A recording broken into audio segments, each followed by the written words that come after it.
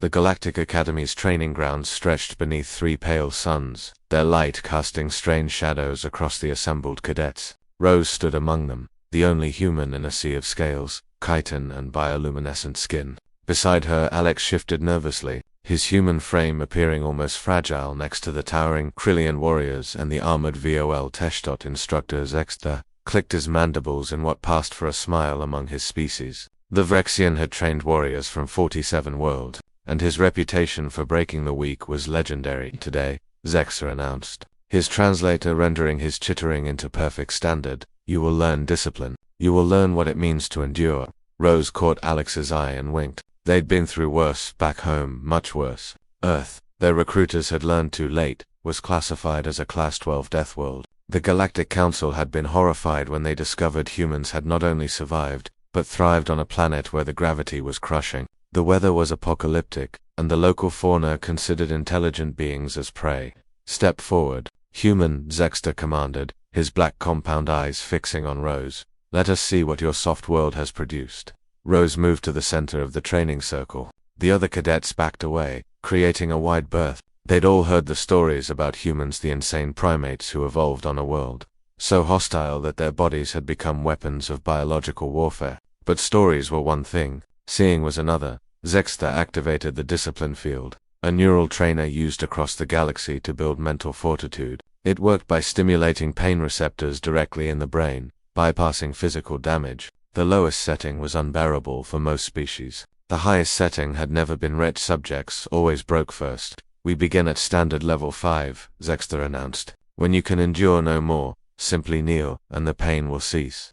The field activated. Rose felt the familiar tingle of neural stimulation. It was unpleasant, certainly, like a bad headache combined with the ache of overworked muscles. She'd felt worse during her monthly cycle back home. She'd felt worse after that time she'd gotten food poisoning from bad sushi. She stood perfectly still, her expression neutral. Zexter's mandibles twitched in surprise. He increased the setting to 7, then 9. The other cadets gasped. They'd seen warriors crumble at level 6. Rose yawned. Impossible, Zexter muttered, checking his equipment. The readings were correct. The human was experiencing the full intensity of the field. He pushed it to 12. That's when Rose started laughing. That wasn't a nervous laugh or a laugh of hysteria. It was genuine amusement, the kind of laugh someone makes when they remember a funny joke. Her shoulders shook with mirth and tears rolled down her cheeks, not from pain, but from the absurdity of it all. I'm sorry, she managed between giggles. It's just, it tickles.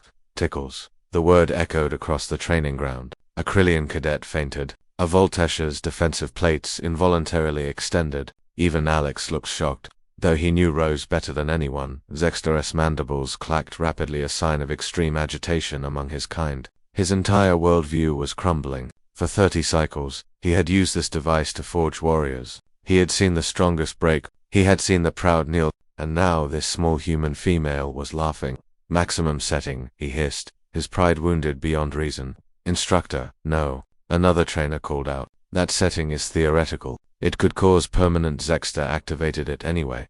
Rose stopped laughing. For a moment, the entire training ground held its breath. Then, slowly, deliberately, Rose stretched her arms above her head, like someone waking from a pleasant nap. Okay, that one I actually felt, she admitted. About a 4 out of 10 on the Earth pain scale. Somewhere between stepping on a Lego and getting a cavity filled. What? Zexter's translator struggled to keep up with his rapid chittering. What kind of world produces beings like you? Rose's smile faded, replaced by something harder. Something that made the veteran instructor take an involuntary step backward.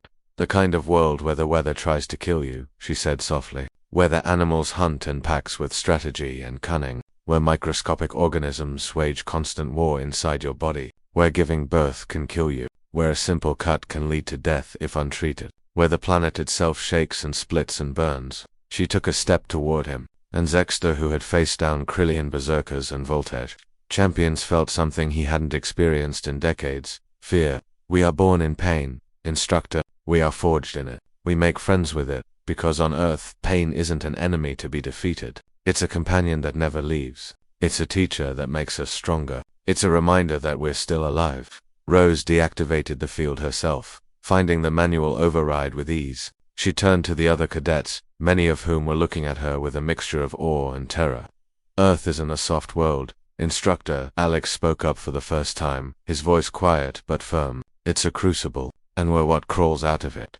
Zexter never used the discipline field again. Oh, he continued teaching, he had cycles of service remaining. But something had broken in him that day, something that could never be repaired. He had learned a fundamental truth about the universe that most species never discovered.